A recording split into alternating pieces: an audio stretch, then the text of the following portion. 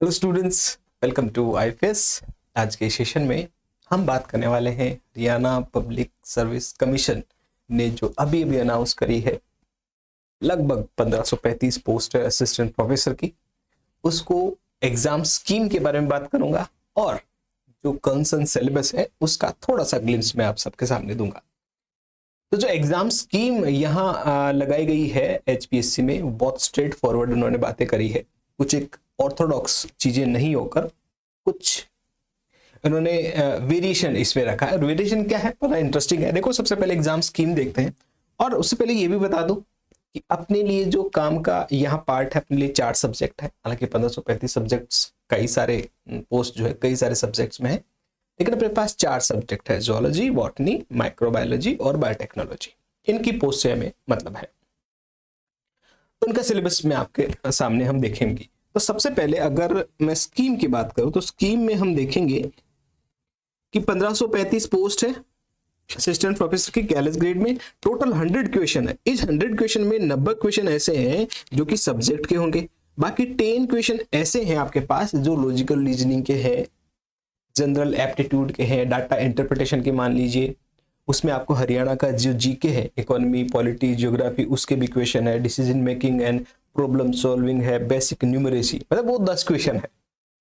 तो आपके पास बहुत अच्छा मौका है कि आप जो आपका सब्जेक्ट वाला पार्ट है उसको टारगेट करके रखें। अगर 10 ये नहीं भी होते हैं तो भी आपके पास बहुत अच्छा मौका है। और साथ साथ बाकी का 12.5% जो है, जो 100 क्वेश्चन में आप देखोगे, उसके अलावा जो पार्ट है 2 आवर का एग्जाम आपका होगा, सभी इक्वल मार्क के होंगे और आपको हर एक क्वेश्चन में 5 ऑप्शंस देखने को मिल जाएंगे। क्वेश्चन में 4 ऑप्शंस तो आपके पास ऐसे होंगे जो कि जिनमें आपको सही या गलत चूज करना। डेफिनेटली मैं तो चाहूंगा सही चूज करो, लेकिन 5वां ऑप्शन उस ऑप्शन के लिए जिसको आप छोड़ना चाहते हो, जिस क्वेश्चन को आप छोड़ना चाहते हो उसके लिए आपको जो लीव वाला ऑप्शन है उस पर क्लिक करना पड़ेगा। अगर आप ऐसा नहीं करते हैं तो वो क्वेश्चन आपका गलत माना जाएगा, तो इसका आपको जरूर ध्यान रखना है। तो 1/4 आपके पास यहाँ नेगेटिव मार्किंग भी है, इसका भी ध्यान में रखना है। साथ ही साथ देखोगे कि जो अटेम्प्ट अगर डार्कन नहीं किया आपने तो जो 5th ऑप्शन है उसको, उसके लिए आपके लिए 1/4 मार्क क्या हो जाएंगे, डिडक्ट कर लिए जाएंगे। हिंदी इंग्लिश 2 लैंग्वेज में आपका होगा। 85% आपका एग्जाम रिटर्न होगा और 12.5% जैसे हमेशा ही हम देखते हैं इंटरव्यू का, लगभग सारी पीएससी 12.5% का ही इंटरव्यू रखती है। अगर क्वेश्चन पेपर 100 मार्क्स का है तो 12.5% का इंटरव्यू जाता है, 200 मार्क्स का है तो वहां आपको 24 नंबर का इंटरव्यू हो जाता है ना। ऐसे इस कैलकुलेशन में हमेशा आपको देखने को मिल सकता है। वो कैंडिडेट जिन्होंने जनरल कैटेगरी के हैं 50% से ऊपर मार्क्स आ रहे हैं, या फिर रिजर्व कैटेगरी के हैं जिनको 45% से ज्यादा मार्क्स आ रहे हैं, उनको इंटरव्यू के लिए कॉल किया जाएगा। और इंटरव्यू कॉल के लिए वैकेंसी कैसे आती है, कौन सी कैटेगरी वाइज आती है, उस हिसाब से मल्टीप्लिकेशन में जो पीएससी एचपीएससी अपने हिसाब से कैलकुलेट करके इंटरव्यू के लिए कॉल कर लेगी। दूसरे स्टेट के जो कैंडिडेट हैं वो भी उसके लिए अप्लाई कर सकते हैं, उसके लिए भी जो कोटा है उसकी बात करी जाएगी। तो ये तो थी स्कीम जिसको आपको ध्यान में रखना है। अब आपके दिमाग में ये क्वेश्चन आना चाहिए कि हम क्यों डेलिब्रेट आपके सामने कर रहा हूं मैं, इसलिए कर रहा हूं कि इसकी प्रिपरेशन आपको अभी से शुरू कर देनी है। ये वैकेंसी अनाउंस हुई है, एडवर्टाइजमेंट अभी नहीं हुई, आप अभी अप्लाई नहीं करेंगे इसके लिए। उसके लिए जो एडवर्टाइजमेंट आएगा तो मैं आपको डिटेल बात बताऊंगा कि वहां कितनी पोस्ट वहां आपको देखने को मिल जाएगी। लेकिन चूंकि जो सिलेबस है वो बहुत यूनिक टाइप का यहाँ नहीं होकर सीएसआर नेट से काफी ज्यादा रिजेम्बलेंस करता है। और बॉटनी जूलॉजी में तो स्ट्रेट फॉरवर्ड आप देखोगे, बॉटनी वाले सेगमेंट में आप देखोगे कि एनिमल फिजियो और एनिमल टेक्सोनॉमी का पार्ट नहीं, बाकी का सारा सीएसआर का सिलेबस है। जबकि जियोलॉजी वाले पार्ट में आप देखोगे तो वहां बॉटनिकल प्लांट फिजियोलॉजी और बॉटनिकल टेक्सोनॉमी को इंक्लूड नहीं किया गया है।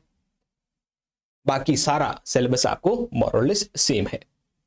बायोटेक वाले पोर्शन में डेफिनेटली बॉटनी जूलॉजी दोनों ही नहीं है, लेकिन वहां मेथड्स को ज्यादा एम्फसाइज किया गया है। जबकि माइक्रोबायोलॉजी का एक यूनिक सिलेबस है जिसकी बात हम यहाँ कर रहे हैं। जैसे सबसे पहले मैं आपके पास सामने डिस्कस करता हूँ जूलॉजी के सिलेबस को। तो जूलॉजी के सिलेबस में आप सबसे पहले मूल बायोलॉजी देख सकते हैं, जिसमें थोड़ा सेलुलर बायोलॉजी का कंपोनेंट आ जाता है। फिर आप सेलुलर ऑर्गेनाइजेशन देखोगे, सेलुलर ऑर्गेनाइजेशन मतलब सेल बायोलॉजी की बात आ जाती है। सेल बायोलॉजी के बाद में फंडामेंटल प्रोसेसेस, जिसमें मॉलिक्यूलर बायोलॉजी हम देखते हैं, उसकी बात आ जाती है। उसके बाद सेल कम्युनिकेशन एंड सिग्नलिंग की बातें आ जाती है, जो हम पढ़ते हैं CSIR के सिलेबस में पढ़ते हैं। डेवलपमेंट बायोलॉजी में थोड़ा सा ध्यान ये रखना है कि जो मॉलिक्यूलर डेवलपमेंट है उसके साथ साथ बेसिक डेवलपमेंट भी आपको वहां देखने को मिल जाएगी। फिर एनिमल फिजियोलॉजी बिना किसी डाउट के सारी देखने को मिल जाएगी। फिर इनहेरिटेंस बायोलॉजी, जेनेटिक्स आपको वैसी की वैसी देखने को मिलेगी। डाइवर्सिटी इन लाइफ फॉर्म्स में बॉटनिकल पार्ट है वो देखने को नहीं मिलेगा, जूलॉजिकल पार्ट आप यहाँ देखेंगे। इकोलॉजिकल प्रिंसिपल्स में इकोलॉजी बिना किसी डाउट के। 10वीं में इवोल्यूशन और बिहेवियर भी डेफिनेटली जो एनिमल्स का प्राइम टॉपिक है वो आपको यहाँ से देखने को मिल जाएगा। और फिर एप्लाइड बायोलॉजी के और मेथड बायोलॉजी के कुछ एक सेगमेंट्स ऐसे हैं जो कि आपको यहाँ से देखने हैं। तो मोरलेस आप देखोगे कि प्लांट फिजियोलॉजी नहीं है और बॉटनिकल जो टेक्सोनॉमी है वो आपको जूलॉजी के इसमें देखने को नहीं मिलेगी। ऐसा ही बॉटनी का होगा। बॉटनी का भी देखोगे आप तो बॉटनी में भी सेलुलर ऑर्गेनाइजेशन, मेम्ब्रेन मतलब पहले सेल बायोलॉजी आप देख सकते हैं। फिर फंडामेंटल प्रोसेस में आपको मोल बायोलॉजिकल आप देख सकते हैं। फिर आप प्लांट फिजियोलॉजी आप देखेंगे। प्लांट फिजियोलॉजी के अलावा और देखेंगे आप इनहेरिटेंस बायोलॉजी, मतलब जेनेटिक्स का पार्ट भी वहां होगा। जेनेटिक्स के साथ साथ आप देखोगे diversity in plants not in animals. Animals में हालांकि बैक्टीरिया वायरस का यहाँ भी पार्ट है, आपको वहां से भी थोड़ा सा पार्ट है जो कि देखने को मिल जाएगा। और क्या क्या है और आप देखोगे तो डाइवर्सिटी में डेफिनेटली आप देखोगे एल्गी से लेकर एंजियोस्पर्म तक सारी चीजें हो जाएगी।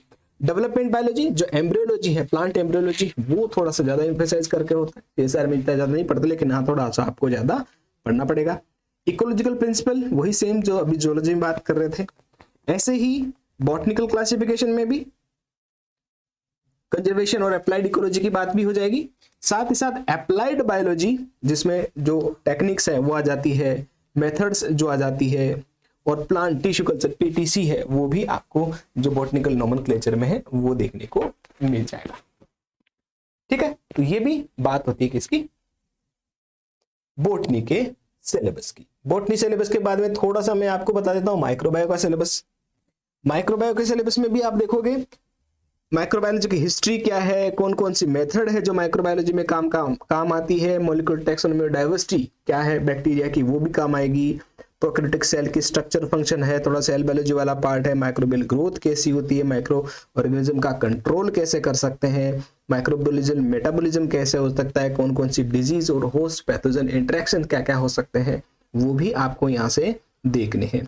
साथ साथ में कीमोथेरेपी, एंटीबायोटिक्स है, माइक्रोबियल जेनेटिक्स है, माइक्रोबियल इकोलॉजी है, ये वाला पार्ट भी आप माइक्रोबायोलॉजी के जो सिलेबस में उसमें देखेंगे और हम इसको कवर भी करेंगे।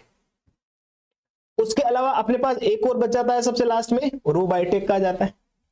और बायोटेक भी मोर और लेस CSIR के जैसा, सिर्फ जूलॉजी और जो बॉटनी वाला पार्ट है वो हम यहाँ से हटा देते हैं। तो मॉलिक्यूलर बायोलॉजी यहाँ हो जाएगी, सेल ऑर्गेनाइजेशन हुआ, फंडामेंटल प्रोसेस हुआ, सेल कम्युनिकेशन हुआ, इनहेरिटेंस बायोलॉजी आ जाती है, अप्लाइड बायोलॉजी आ जाती है, एंड मेथड बायोलॉजी आ जाती है।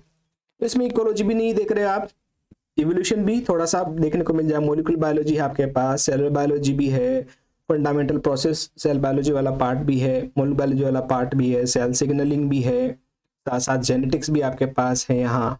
और अप्लाइड बायोलॉजी में माइक्रोबायोलॉजी, फर्मेंटेशन है, टेक्निक्स वाला पार्ट है, वो काफी ज्यादा एलोबरेटेड दिया गया है।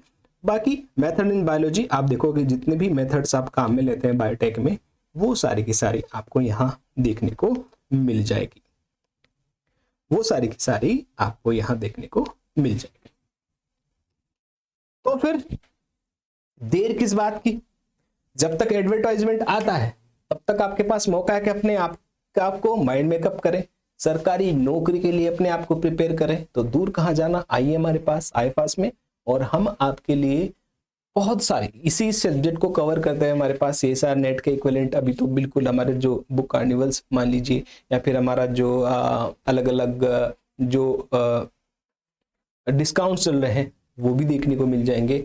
उनके थ्रू आप क्या करेंगे, इससे सिमिलर दिखता हुआ सिलेबस जो CSIR नेट का उसको भी परचेज कर सकते हैं, या फिर RPSC असिस्टेंट प्रोफेसर है, MPSC असिस्टेंट प्रोफेसर है, UPPSC असिस्टेंट प्रोफेसर है, उनके भी सिमिलर कोर्सेज आपको हमारे जो ऐप है उस पर देखने को मिल जाएगा। और जब एडवर्टाइज आ जाएगा तब हम क्या करेंगे, एक कंप्लीट यूनिक HPSC का असिस्टेंट प्रोफेसर का लाइव बैच हम अनाउंस करेंगे। तो तब तक सर्च करिए, देखते रहिए। जल्द ही इसी चैनल पर हम इसकी डिटेल एडवर्टाइजमेंट को भी क्या करने वाले हैं, डिस्कस करने वाले हैं। तो थैंक यू, हैप्पी लर्निंग।